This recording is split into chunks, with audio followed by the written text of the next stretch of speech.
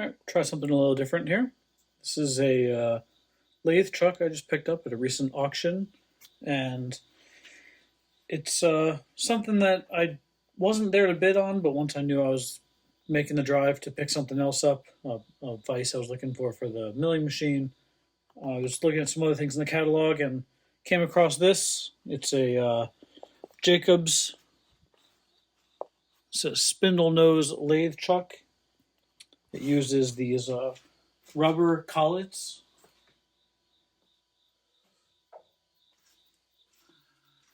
This, in a range of different sizes, and looks like it should be a pretty nice addition.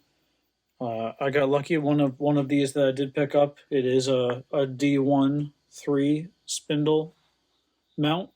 In this case, they had it attached to an adapter plate, but I ordered the cam lock pins that should let me put this on the Chipmaster. And so the way this works is, there's some other videos on this, so I'm not going to go into too much detail about the operation. But when it's mounted on the spindle, there's this hand wheel to tighten and loosen. This goes in and out to lock and unlock, and then this also acts as a bit of a hammer for tightening and untightening more significantly. So in this video, I just wanted to get this apart, get it cleaned up, maybe put it back together, trying to see what we end up with. So feels like it should clean up and run pretty well.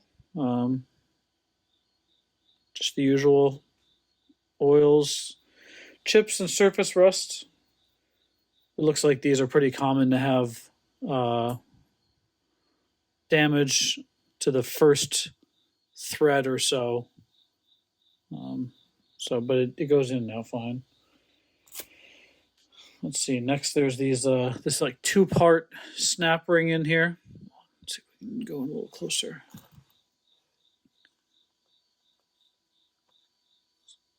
So I've never seen a retainer ring quite like this.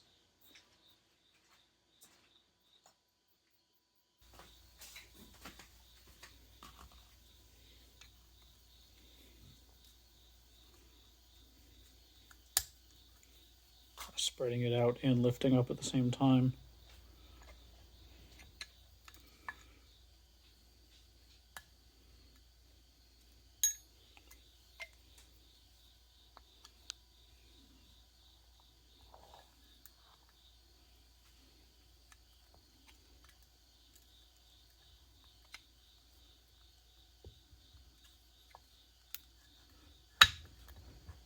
There we go.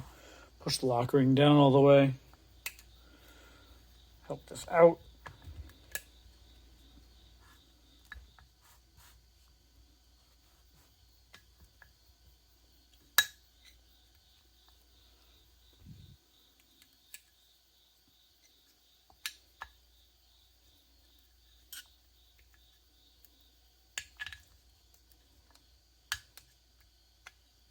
There we go.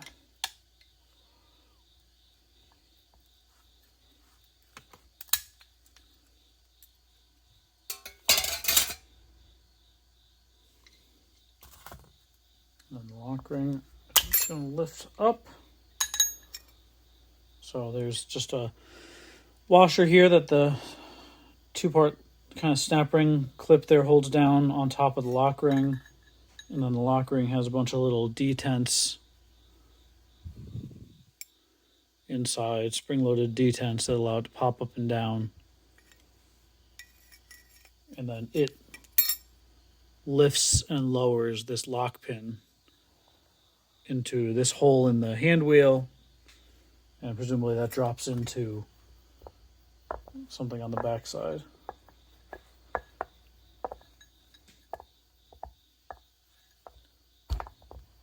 Lifts up a little bit, just a little sticky from the old oil in here.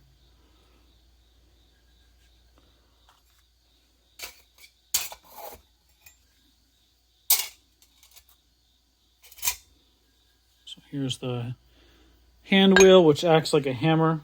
It's got this dog on the back with quite, you know, what, 150 degrees of being able to spin this and impact against, I don't know which of these would be the hammer or the anvil, like it doesn't really matter, but you're using that to drive this with the threads to tighten on the collar that pulls back against the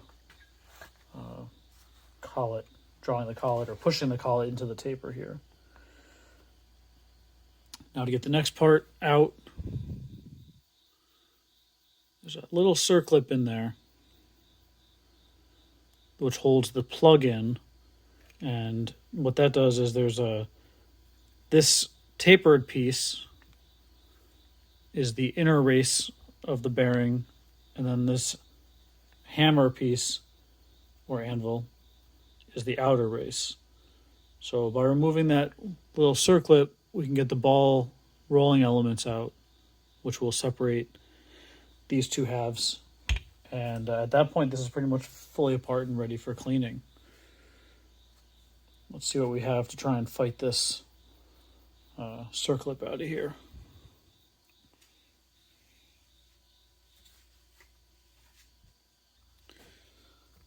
A manual for this I found said to use 2 scribes to pull this out, but I'm not sure how well that's going to work. So we can use 1 to hold it and then lift it. There we go.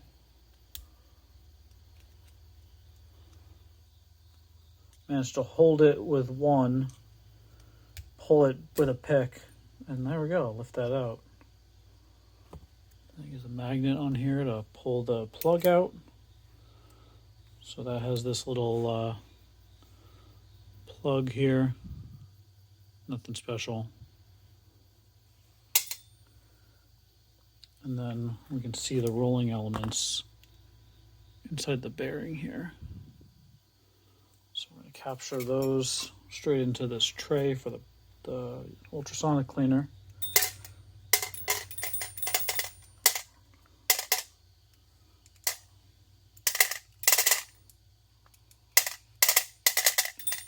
Holding the outside and rotating the inside until I stop hearing those drop out. All right. So now we have our outer race part of the hammer set up here. You can see where the door is on the inside there with the semicircle inner race or outer race. And then this part, which actually has the taper and where the cam lock studs would go. This acts as the inner race, and it has the taper here. So this is the heart of the whole chuck. This is where we have the taper for the chuck itself, for the collet to get drawn down into. That taper is directly within one part concentric with the taper here for the spindle on the lathe, the nose of the spindle. So that's probably what helps this be a pretty tight tolerance chuck, is this very little complexity there. The last thing I'm going to take out is there's this retaining screw for the key here.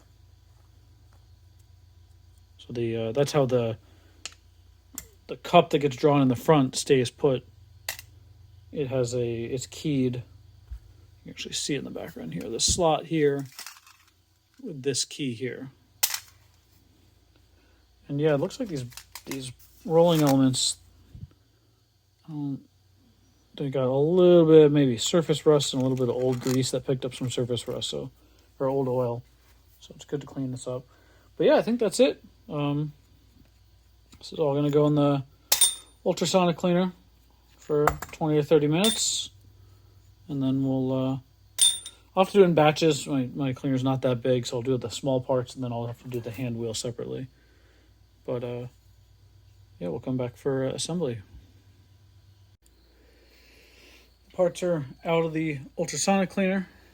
I'm going to put them in evaporust for a little bit. I just rinsed them off with hot water, and there's not too much rust on some of these parts. There's a little bit of surface rust inside the bearing groove here, so that would be good to get out.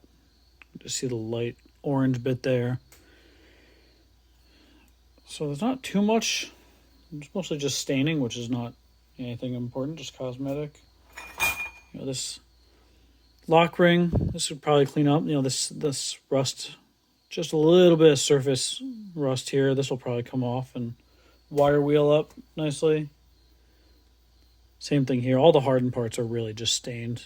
This is a little bit there, but you almost scratched it off with your fingernail. So same thing in here in the race in here. Just a tiny bit of surface rust in between those where those rolling elements were.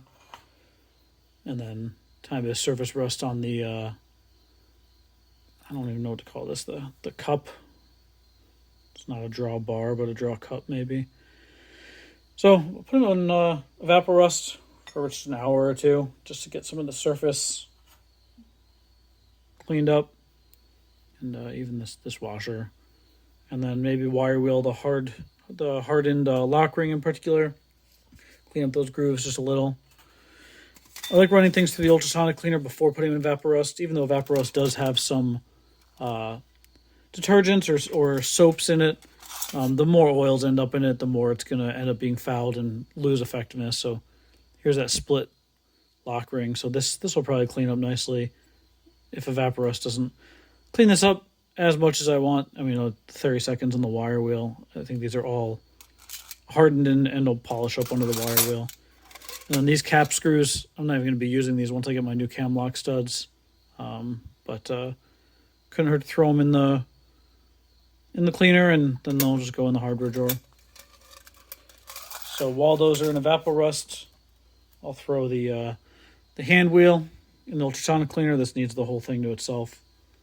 And we'll come back for a little bit of wire wheeling and assembly. Well, that's a pretty big difference. Everything is cleaned up.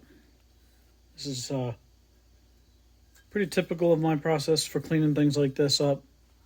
Is ultrasonic cleaner to get the grime off, then Evaporust to get surface rust off anything. You can see these parts are all pretty dark but clean, pretty common texture.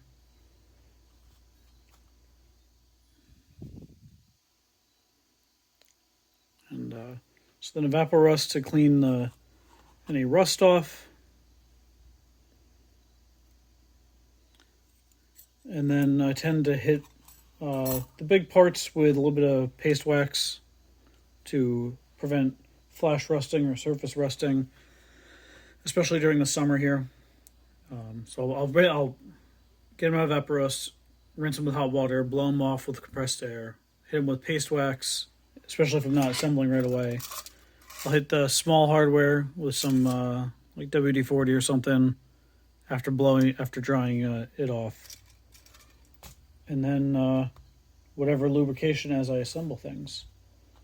So I'm going to hit these two pieces on the wire wheel real quick, and then we'll see about assembly. All right, that's better. So the Evaporust tends to leave a pretty matte finish on things, leaves like an oxide type layer behind. So I tend to rinse and scrub that, but then it's just not a smooth finish. And then on these hardened and ground parts, just hitting with the wire wheel tends to clean them up pretty nice. I'm just hitting this with a rag that's got some paste wax on it. It's always hard to film shiny things, but this looks a lot better to me now. Same thing with this nose cone or whatever you want to call it. All right, so assembly, it's pretty straightforward here. So let's see, we're going to start with putting that bearing setup back together. So I'm going to put this piece aside.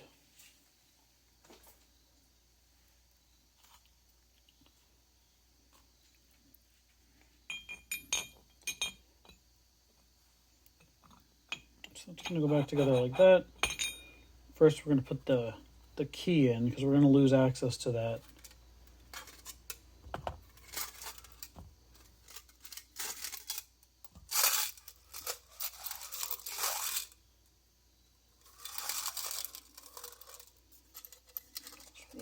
key and the retaining screw.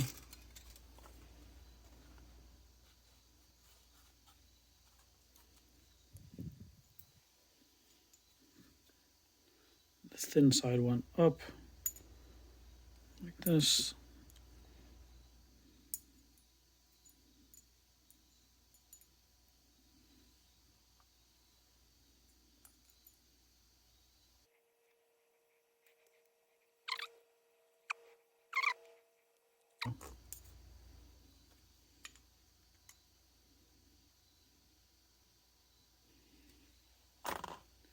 All right, we gotta do that first because we're gonna lose access to it later. So after the evapor rust, remember there was some surface rust inside that ball groove, and that's all gone now. So I'm gonna give this a little bit of oil. I'm using so the manual for this says that everything gets a light machine oil, so the ball bearings and then these threads later on. So I'm gonna just give a little bit of oil to where these two surfaces are gonna come together. I'm using Super Lube. I don't have the bottle handy. This is kind of my general purpose oil for things like this. There's also like a super light sewing machine oil I use for like micrometer threads and stuff, but that's lighter than we need here, I think. All right. So now we'll drop the rolling elements in, and that's not anything special. So I'm gonna pause the camera while I do that. All right, got all those in. So there are 33 of them in there. Gonna give a shot of oil in and turn that around.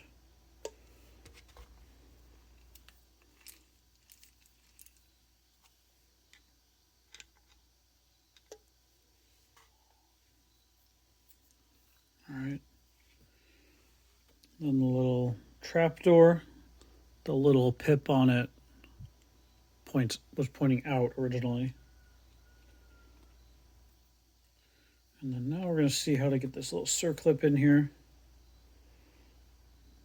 I don't have an extra one of these, so hopefully it doesn't go across the room. Let's see.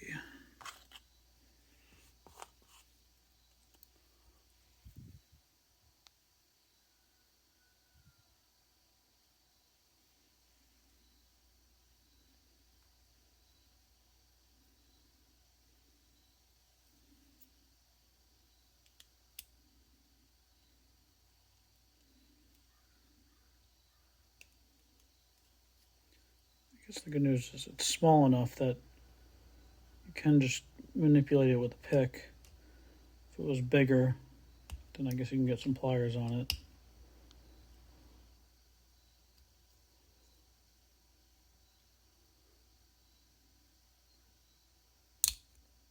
There we go.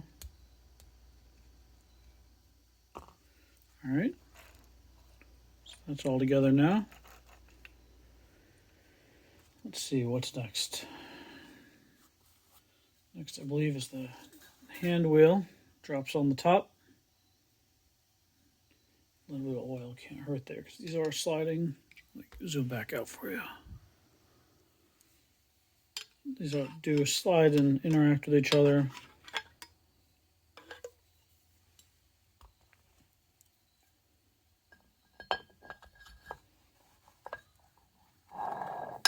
All right.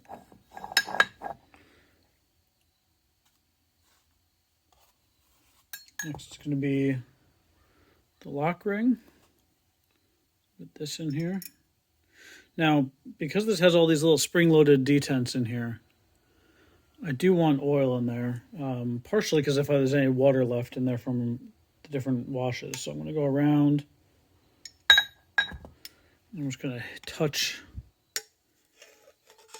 each one with just a little bit of oil. Kind of let it weep into where the spring would be behind each of these. I did blow these out with air pretty well, and I saw water come out of each of these. I used the front of the blow nozzle to depress each of the little detent. Not quite balls, they're pins, I guess. All right. Now we'll put the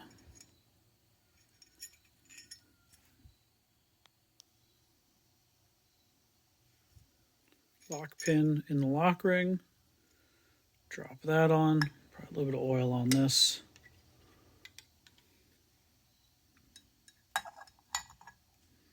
Push that down.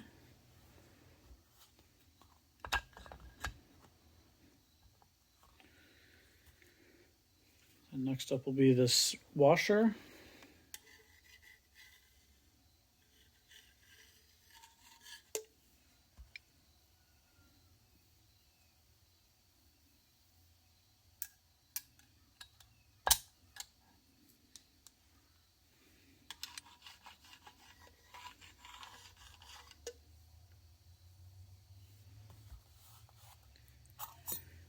And lastly, this two-piece retaining setup here. So you can push the lock ring back down.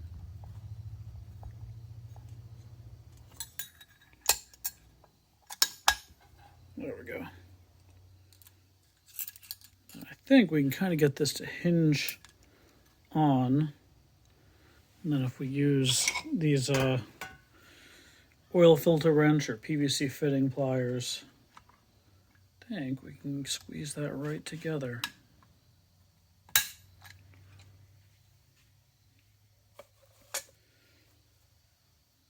And we got the nose of the whole thing. We do need to oil these threads. And then line the key up.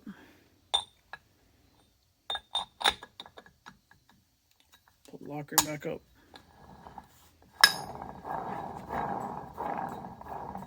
There we go. That would seem to be that.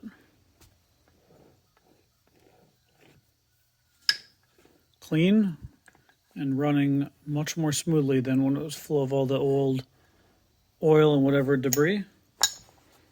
Push the lock ring down. It locks.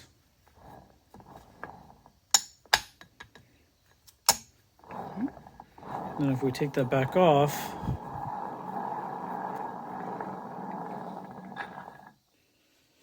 can't hurt to throw a collet in here.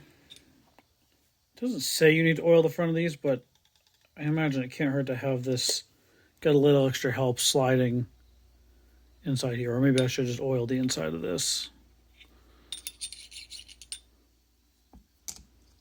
So let me see if I can get some kind of shot of this thing. I mean, it's a collet. There's no magic here. But there